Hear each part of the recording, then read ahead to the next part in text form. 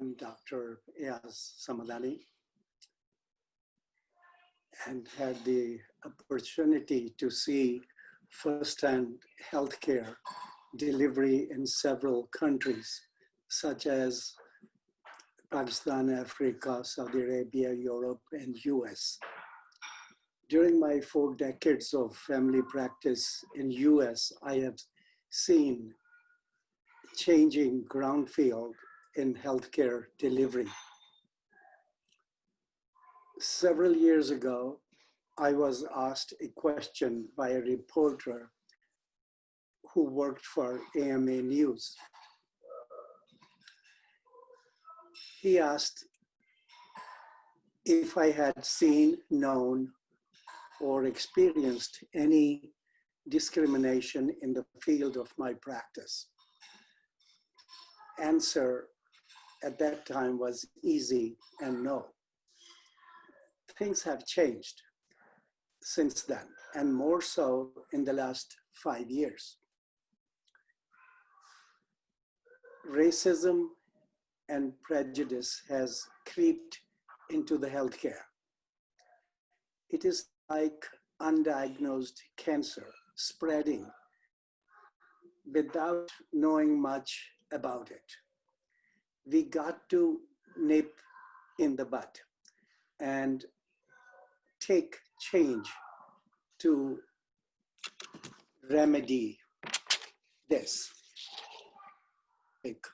On physician wellness and burnout, that is very dear to me, and I hope we can do something about it. Disclosure, I have no actual or potential conflict of interest in relation to this activity. I do not have any relevant financial relationship with any commercial interest. Just to give you a background, MD or DO,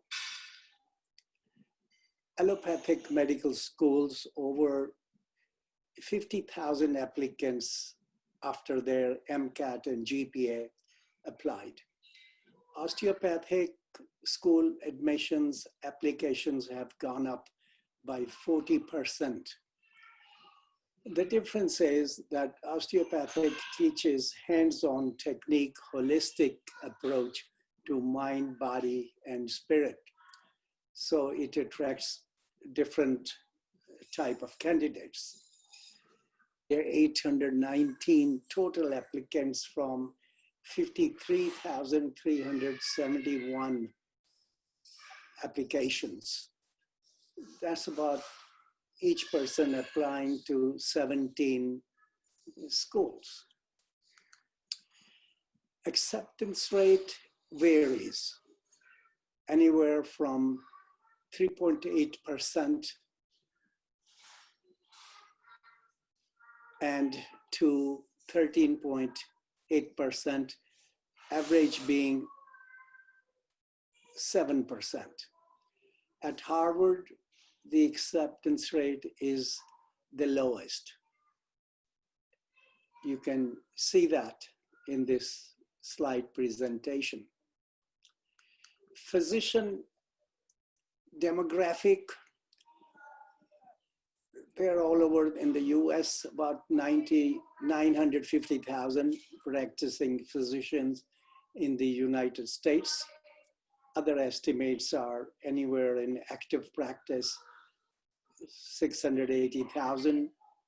Other might be employed by different entities and not seeing patients.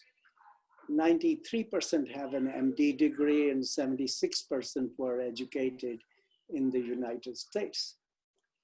65% were male and 79% were licensed in medical specialty.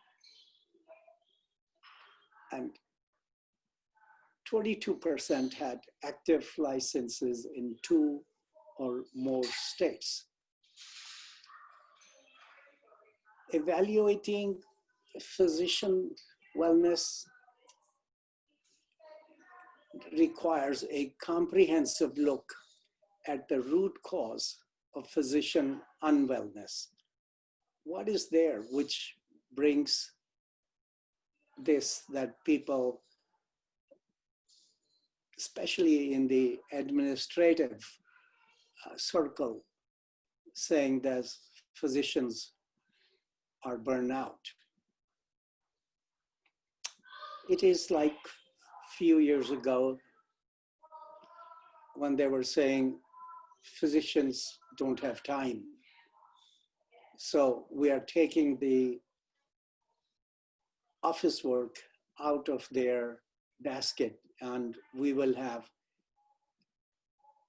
electronic records.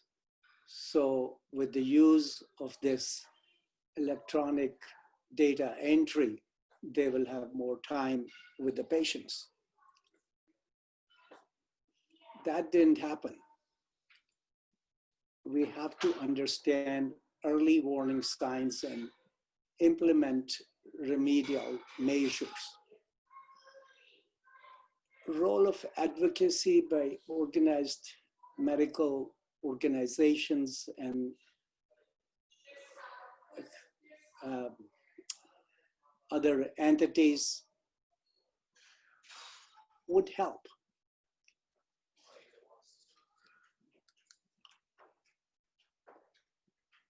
How can we improve physician wellness? There is no, as such, wellness program available. 40% workplaces do not offer any program. And there are unrecognized and recognized barriers to wellness. I was working as a medical director of John Deere, and there was a production line.